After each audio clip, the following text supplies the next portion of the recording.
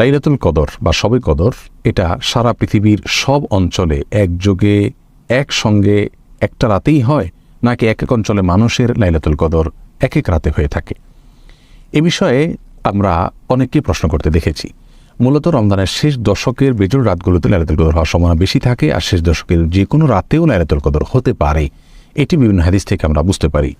এর মধ্যে থেকে 23, 27, 21 এই সমস্ত রাতের কথা যে সমস্ত বর্ণনা পাওয়া যায়, সেগুলো দ্বারা ওই রাতেই প্রতি বছর নির্দিষ্ট করে লাইলাতুল কদর হয়ে থাকে এরকম চূড়ান্ত কোনো কিছু বোঝা যায় না। যার কারণে রাসূল করিম সাল্লাল্লাহু আলাইহি ওয়াসাল্লাম রমজানের শেষ দশকের প্রতিটি রাতে ইবাদতবন্দি করতেন এবং আমাদেরকেও সেজন্য তিনি উৎসাহ দিয়েছেন যাতে করে আমরা লাইলাতুল কদর পেতে পারি। এখন কথা হলো, সারা পৃথিবীতে একযোগে একটা রাতেই লাইলাতুল কদর হয় কিনা? এর উত্তর হলো হ্যাঁ। বেশিরভাগ বা প্রায় সকল স্কলারদের মত এরকমই যে সারা পৃথিবীতে একটি রাতেই লাইলাতুল কদর হয়ে থাকে এবং সে রাতটি নির্দিষ্ট। এই রাতেই সারা পৃথিবীতে লাইলাতুল কদর হবে। হ্যাঁ, সে রাতের গমন এবং আগমন সেটা কোনো অঞ্চলের অঞ্চলভেদে সেটা আগে এবং পরে হতে পারে। যেমন কথার কথা, আজকের যে রাতটি এখন আমরা যে রাতে রয়েছি, এই রাতটি পাক ভারত মহাদেশের মানুষের জন্য বেজোড় একটি রাত, 23তম রাত কথার কথা। এই 23তম রাতে যদি এবছর লাইলাতুল কদর হিসাবে আল্লাহ সুবহানাহু ওয়া তাআলা রাতকে নির্ধারণ করে থাকেন, তাহলে এই রাতটি পৃথিবীর প্রত্যেকটা অঞ্চলে তো ঘুরে ঘুরে আসবে 24 ঘন্টার ভিতরে।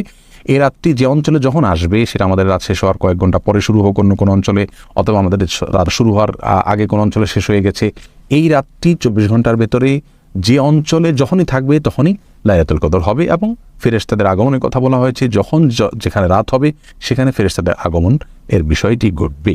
তাহলে রাত একটাই থাকছে, সেই রাতেই সারা পৃথিবীর সকল অঞ্চলে লাইলাতুল কদর হচ্ছে। তবে সে রাতটি কোনো অঞ্চলে মানুষের জন্য হয়তো বেজোড় রাত হচ্ছে, অন্য অঞ্চলে মানুষের জন্য সেটি জোড় রাত হতে পারে। এটি হলো অনেক ওলামার ব্যাখ্যা, তার মধ্যে থেকে শেখ সুলাইমান আত-তুয়াজিরি সহ সৌদি আরবের অনেক বড় বড় স্কলারগণ এরকম ব্যাখ্যা করেছেন। এর বাইরে কোনো কোনো ওলামা ইকরাম অবশ্য ভিন্ন কথা বলেছেন। তারা বলেছেন যে আল্লাহ সুবহানাহু ওয়া তাআলা কোনো একটি রাত কোনো বছরের জন্য চূড়ান্ত করেছেন। কথার কথা এবছর 25তম রজনীতে লাইলাতুল কদর হবে, বিজোড় রাত 25তম রাত।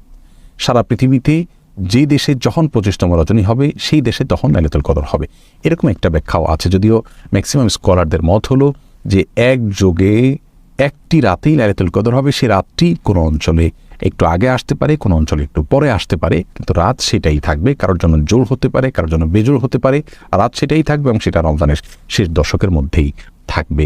প্রিয় দর্শক, তাহলে আমরা পৃথিবীর যে প্রান্তেই বসবাস করি না কেন, আমাদের জন্য সবচেয়ে গুরুত্বপূর্ণ বিষয় হলো রমজানের শেষ দশকের প্রতিটি রাতে ইবাদতবন্দি করা, বেজোড় রাতগুলোতে বেশি করে করার চেষ্টা করা। এর মধ্যে থেকে কোন রাতে লাইলাতুল কদর হবে আমরা কেউই জানি না। অতএব এক এক অঞ্চলে এক এক রাতে হচ্ছে নাকি একই রাতে হচ্ছে, এই বিষয়ে জানা আমাদের জন্য যতটা গুরুত্বপূর্ণ, এর চাইতে অনেক বেশি গুরুত্বপূর্ণ হলো আমি যেখানে অবস্থান করছি সেখানে রমজানের শেষ দশকের প্রতিটা রাতে ইবাদতবন্দি করার চেষ্টা করা। আল্লাহ তাআলা আমাদের সকলকে লাইলাতুল কদর ইবাদতবন্দি করার তৌফিক দান করুন এবং লাইলাতুল কদরের ইবাদতের ফজিলত আমাদের প্রত্যেককে আহরণ করার তৌফিক নসিব করুন।